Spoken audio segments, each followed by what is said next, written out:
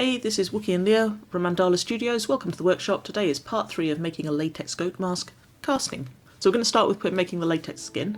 So we're taking the plaster mould we made in the previous video and we're going to pour some liquid latex in. And you'll note that I'm making sure that it's gone all the way to the ears. We've got end of the ears, we've got no bubbles in there. And that's the other ear. Just topping it up a bit. Swirling it round, making sure we've got a nice coverage on the base of it. Lots of time to make sure that it is properly in the tips there, and then we brush it around, get it all over the edges. It's important on this when we do cover the flat edges because we're going to foam this mask, and if we don't, the foam will stick to the latex and it'll become a problem over time. The foam will stick to the plaster. Foam will stick to the plaster and it'll become a problem over time. It's also worth noting that we wetted the mould before we poured the latex in to make sure we reduce the surface tension to reduce bubbles. Yep. So we leave that for about an hour usually with latex in. We will brush it around a couple of times and then we pour all the wet latex out and put it in the box to dry. Then we're going to start putting in the spray glue, which is just to tack in some polyester wadding. This is used because the latex is a very smooth skin which the foam doesn't bond to particularly well. So by gluing the wadding in, it gives something that can mechanically key into the expanding foam.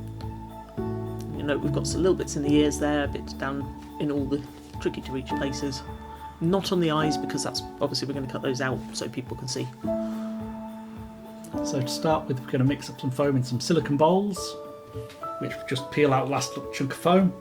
So we put them on a little set of scales and we pour in the first part of the polyfoam. This foam works at a 2:1 ratio. So we put the first one in, then we get the ISO side, and you'll see we need a pair of hefty pipe wrench because the ISO side crystallises in moisture and moisture in the air, so it crunches up and makes it hard to open. When you're using these foams, you obviously need decent ventilation. You need, we're doing it in a really big open space. Don't do this inside your house.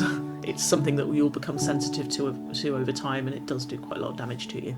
Yeah, it's a nice cyanate, so that's got cyanide in it. It's really not good for you. We are doing this with an extractor running, and I think we might even be wearing a mask. I think I might be wearing a mask, but I can't tell at this point. So mix that up. This is me failing to get it into shot. So we mix it up using a kitchen hand blender until it goes white and a bit frothy. And that's when it's starting to kick. I think when we filmed this was back in August. It was back in the middle of summer when it was very hot. So it went really, really quickly. Normally we have a little bit longer to work there, but you can see I'm going very, very fast. And then we push a head form into the back. Usually it's got to be the one we sculpted on or something that's got very similar proportions. All very slightly smaller. Yeah. And we hold that in, making sure the eyes are lined up. I'm not wearing a respirator. Oh, I think we took it off. Yeah, I must have done. We hold that until the foam stops. And peel it out. Yep, peel out the plastic. You want to leave it for a while. You don't do this immediately after because the foam will deform. So leave it at least an hour or two before you pull it out, maybe longer. Then you notice we're carefully pulling out via the latex rather than the foam because the foam's still quite soft at this point and it will rip. And the foam will separate from the latex if we're not careful about how we pull, even with the mechanical key. We're struggling to get one of the ears out. Yeah, I think we got a tiny hole in one of the ears. Yeah.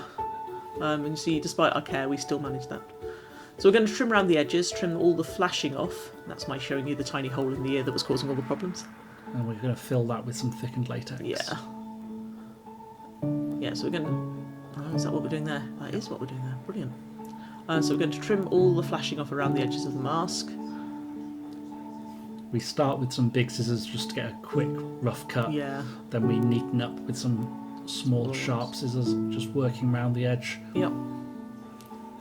Trying to create a smooth, even cut line so there's no jaggediness which will cause the latex to rip later. And we sculpt it to give a very visible cut line on it. We're also going to, once we've done that, cut out the eyes.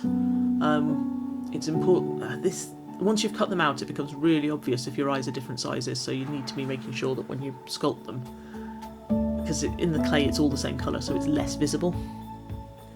So it's just making sure you've got them the same size, the same shape in the right places, and giving yourself a nice line to cut to, because that makes this so much easier. There we go.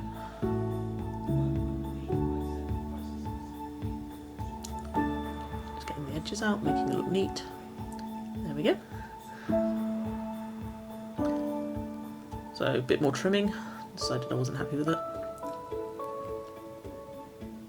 And then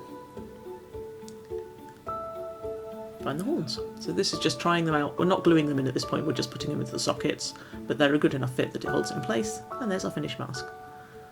That's it. Thanks a lot. I hope you liked it. Like, share, subscribe, all that good stuff.